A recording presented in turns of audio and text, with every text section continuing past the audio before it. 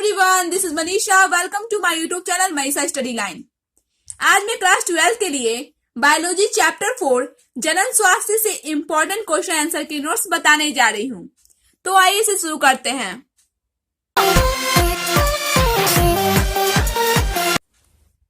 Question number first है, जनसंख्या के नियंत्रण के उपाय को लिखें। तो इसका आंसर होगा, किसी भी क्षेत्र में जनसंख्या का तीव्र रूप से बढ़ना जिसके कारण अन्य जीव या मनुष्य को हानि पहुंचता है, जिसे जनसंख्या विस्फोट कहते हैं। जैसे 1951 ईस्वी में भारत में परिवार नियोजन कार्यक्रम का प्रारंभ हुआ। परिवार नियोजन के लिए सरकार के द्वारा विभिन्न कार्यक्रम चलाए जाते हैं, किंतु इसके अलावे अन्य मनुष्य को भी इस मुद्दे पर ध्यान देने की आवश्यकता है। क्वेश्चन नंबर सेकंड है, जनसंख्या विस्फोट के कौन से कारण हैं? तो इसका आंसर होगा, फर्स्ट, मातृ मृत्यु दर में गिरावट, सेकंड, शिशु मृत्यु दर में गिरावट, थर्ड, जनन आयु वर्ग के लोगों की संख्या में वृद्धि, 4 नंबर, मृत्यु दर में अप्रत्याशी कमी।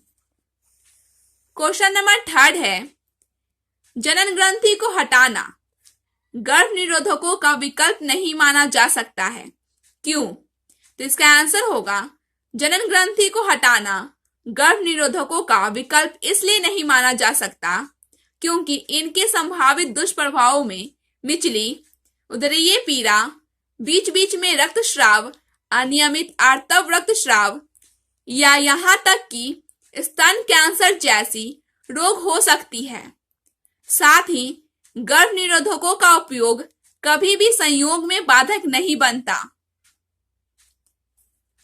क्वेश्चन नंबर 4 है, किसी व्यक्ति को यौन संचारित रोगों के संपर्क में आने से बचने के लिए कौन से उपाय अपनाने चाहिए? तो इसका आंसर होगा, व्यक्ति को यौन संचारित रोगों से बचने के लिए निम्नलिखित साधारण नियमों का पालन करना चाहिए। जैसे में फर्स्ट, किसी अनजान व्यक्ति से यौन संबंध स्थापित ना करें। सेकंड, बहुत से व्यक्तियों से यौन संबंध ना रखें। थर्ड, मैथुन के समय सदैव हमें सावधानी बरतनी चाहिए। 4, यदि कोई शंका हो तो तुरंत ही प्रारंभिक जांच के लिए किसी योग्य चिकित्सक से मिले और यदि रोग का पता चले तो पूरा इलाज कराएं। क्वेश्चन नंबर 5 है, वंध्यता पर नोट लिखें। तो इसका आंसर होगा, असुरक्षित सहवास के बावजूद भी दंपति यदि बच्चे पैदा नहीं कर पाते तो उन्हें वंध्य दंपति कहते हैं।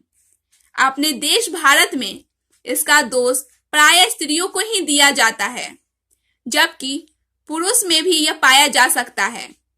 वंध्यता को दूर करने की विभिन्न तकनीकें हैं, जिन्हें सम्मिलित रूप से आर्स यानी एसिटेट प्रोडक्टिव टेक्निक्स है, जिसमें प्रमुख है फर्स्ट, टेस्ट ट्यूब बेबी तकनीक, second, GIFT gamete intrafallopian transfer. Question number 6 है, वंध्य दंपतियों का संतान पाने हेतु सहायता देने वाली कुछ विधियां बताएं। तो इसका आंसर होगा, वंध्य दंपतियों को संतान पाने हेतु सहायता देने वाली विधियां निम्नलिखित है। जैसे में फर्स्ट, भ्रूण स्थानांतरण विधि, सेकेंड, युग्मनस अतः डिंब वाहिनी स्थानांतरण विधि, थर्ड, इंट्रा यूटेराइन ट्रांसफर विधि, 4, इन विवो फर्टिलाइजेशन, 5, कोशिकीय शुक्राणु निक्षेपण विधि, 6, गर्भाशय वीर्य सेचन विधि, 7, अनाथ एवं दिनहीन शिशु को कानूनन गोद लेना।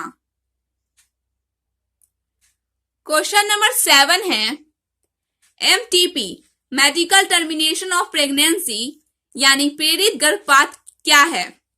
तो इसका आंसर होगा, MTP को गर्भपात भी कहते हैं।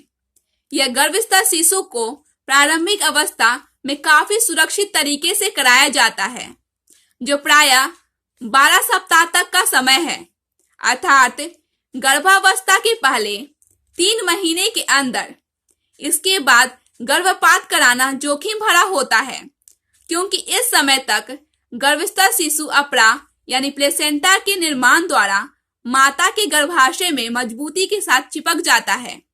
अतः अत्यधिक रक्तस्राव की संभावना बनी रहती है। एमटीपी का क्या महत्व है? तो एमटीपी का महत्व, फर्स्ट, अनचाहे गर्भ से छुटकारा का तकनीक है। सेकेंड, इस तकनीक के उपयोग द्वारा असामान्य गर्भस्थ शिशु को गर्भपात द्वारा बाहर निकाल दिया जाता है।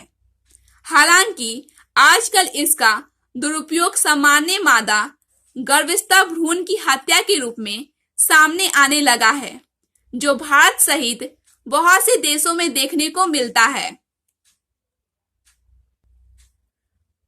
क्वेश्चन नंबर 8 है, टेस्ट ट्यूब बेबी क्या है? तो इसका आंसर होगा, टेस्ट ट्यूब बेबी पात्र निषेचन इन विट्रो फर्टिलाइजेशन का एक उदाहरण है।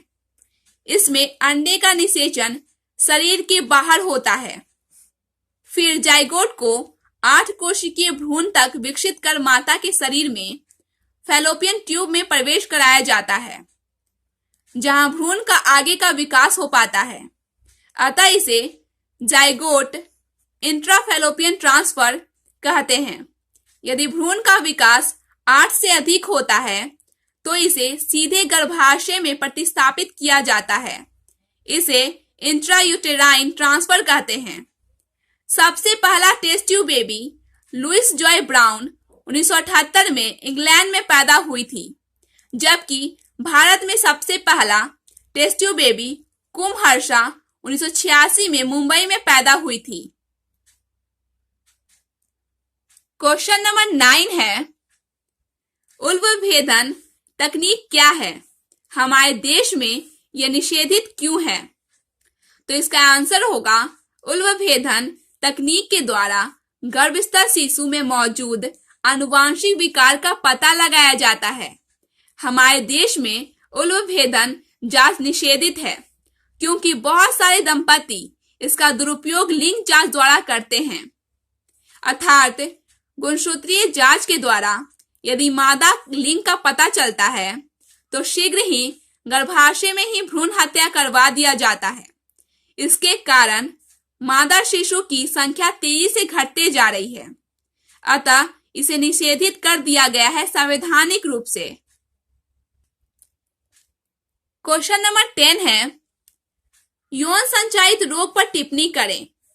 तो इसका आंसर होगा, कुछ ऐसे भी रोग होते हैं जो जीवाणु जनित, विषाणु जनित, कवक जनित, प्रोटोजोआ जनित हो सकते हैं, और इस प्रकार के रोग असुरक्षित यौन संबंधों के द्वारा पुरुष से स्त्री में या स्त्री से पुरुष में फैलता है। इसे यौन संचारित रोग एसटीडी कहते हैं। इस प्रकार के विकार में प्रतिरक्षण क्षमता प्रभावित होती है, किंतु इसके अतिरिक्त जननांगों या जनन तंत्र में संक्रमण देखने को मिलता है। भारत में प्रत्येक वर्ष यौन संचारित रोग से पीड़ित व्यक्तियों के आंकड़ों में वृद्धि पाई जा रही है, जिसका मुख्य कारण यह भी हो सकता है कि जानकारियों एवं जागरूकता में कमी हो। ये सभी क्वेश्चन आंसर के नोट्स इंटर बोर्ड परीक्षा के लिए बहुत ही इंपॉर्टेंट है, तो आप इसे अच्छी तरह याद कर लें। फिर मिलते हैं नेक्स्ट वीडियो में। Thanks for watching, take care.